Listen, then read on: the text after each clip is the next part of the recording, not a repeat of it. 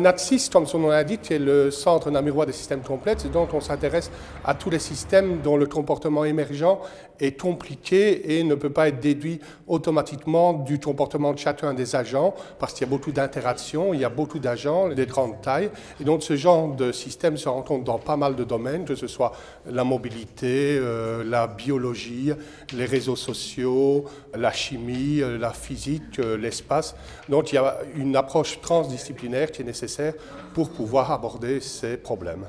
La caractéristique de notre centre de recherche, c'est vraiment de développer des méthodes, des outils mathématiques qui vont permettre d'analyser des systèmes complexes et de pouvoir donner des résultats sur la manière dont ces systèmes vont évoluer, la manière dont ces systèmes interagissent entre eux, et donc de pouvoir à ce moment-là donner une aide à ceux qui vont utiliser ces systèmes.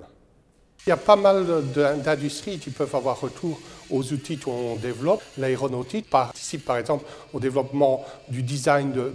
d'ailes d'avion, que ce soit l'optique pour développer des lentilles progressives, que ce soit tout le domaine de la logistique et du transport, où là on analyse comment les gens transportent des marchandises, que ce soit des industries qui ont affaire avec la chimie, la physique, ou que ce soit encore des industries qui ont affaire avec la dynamique sociale, par exemple.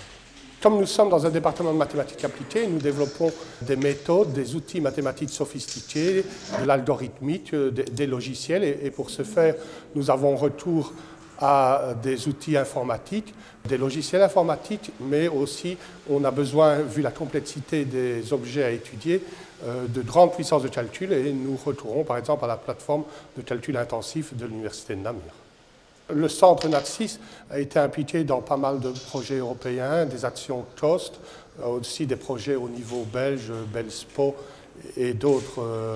bailleurs de fonds, et dans lesquels on a aussi des interactions avec des industries qui nous servent à appliquer les méthodes que l'on développe.